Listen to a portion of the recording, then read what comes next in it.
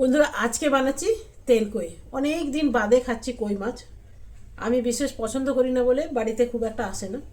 তো অনেক দিন বাদে আমার হাজব্যান্ড বলছে তেল কই বানাও, তো আজকে বানাচ্ছি তেল কই। তো তেল কই আমি আমার নিজের মতন করে বানাই। তো কী কী মশলা দিই সেটা আপনাদের একবার দেখিয়ে দিই। নিয়ে নেবো একখানা বাটি, এর মধ্যে একদম মিক্সিতে পিষে নেবো, শিলে পিষবো না। এখানে কিছু মশলা নিয়ে নেব। দিয়ে দিলাম সর্ষে দানা, এটা নিলাম লাল সর্ষে, দুই রকমই সর্ষে দেবো, তবে সাদা সর্ষেটা হলুদ সর্ষেটা একটু বেশি দেব। দিয়ে দিলাম 1 ইঞ্চির মতন আদা, আদাটা আমি পরে কুচি করে দেবো। দিয়ে দেবো এখানে জিরে, দিয়ে দেবো শুকনো লঙ্কা, আর দিয়ে দেবো ধনে। তবে এখানে পোস্ত দিলে ভালো হয়, আমি অনেকবার দিয়ে বানিয়েছি, খুবই ভালো হয় খেতে। আমি একদম আমার মতন করে বানাই। আদাটা ছোট ছোট টুকরো করে দিলাম, তাহলে মিক্সিতে খুব ভালোভাবে পেস্ট হয়ে যাবে। সামান্য দিলাম নুন, নুন দিয়ে আমি একটু আগে শুকনো ঘুরিয়ে নেব। তো দেখুন এটা শুকনো ঘুরিয়ে নিয়েছি, এরপরে দিয়ে দেবো জল, খুব তাড়াতাড়ি তাহলে পেস্ট হয়ে যাবে। দেখুন একদম মিহি পেস্ট হয়ে গেছে। এরপরে মাছগুলো আমি নুন আর হলুদ একটু মাখিয়ে নেবো। এখানে 7খানা মাছ আছে, ওজনে আছে 250 গ্রাম।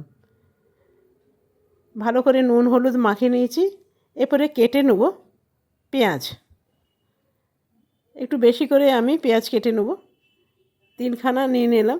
তবে এই রান্নাটা তেল কই আপনারা নিজের মতন করে বানিয়ে নিতে পারবেন, সেটা ভালোই হয়। আমি এটা একদম নিজের মতন করে বানাই, আর যতবার বানাই ততবারই কিন্তু বেশ ভালো লাগে খেতে। তো পেঁয়াজগুলো আমি মিক্সিতেই পেস্ট করে নেব। কড়াইয়ের মধ্যে দিয়ে দেবো তেল। নামই হলো তেল কই, তেল কই একটু তেল বেশি দিতেই হয়। প্রাণে ধরে আমি একটু দিলাম, কেন কি তেল এখন বেশি খাই না, আগে আগে খেয়েছি, এখন আর খাই না। এখন ধীরে ধীরে তেলটা একদম কম করে দিয়েছি। তো চলুন আপনাদের দেখায়। আর কড়াইয়ের মধ্যে দিয়ে দেবো অল্প নুন, তাহলে কি হবে না, যেমনই আপনার কড়াই হোক মাছ ছাঁটবে না। এখানে নুন হলুদ মাখানো মাছটা যাবে গরম তেলে। মাছগুলো যেহেতু কড়াইয়ের মধ্যে তেল আছে, এই নুন আছে, আমি কড়াই ভাজার সময় নুন দিয়েছিলাম, তাহলে কি হবে না, একটাও মাছ ছাঁটবে না কিন্তু। সব কটা মাছ দেখছেন কি সুন্দর।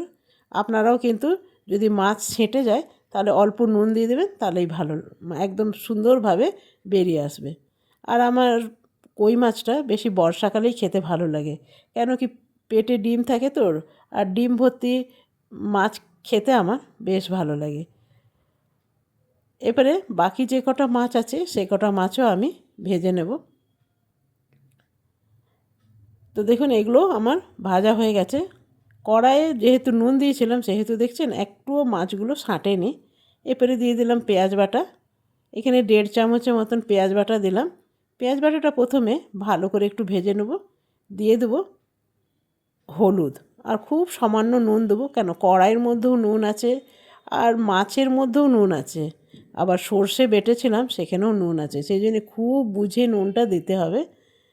নুনটা পরে যদি লাগে আমি আরও দেব, কিন্তু একবারে দিলাম না। দিয়ে দিলাম সামান্য কাশ্মীরি লঙ্কা, দিয়ে ভালো করে একটু ভেজে নেব।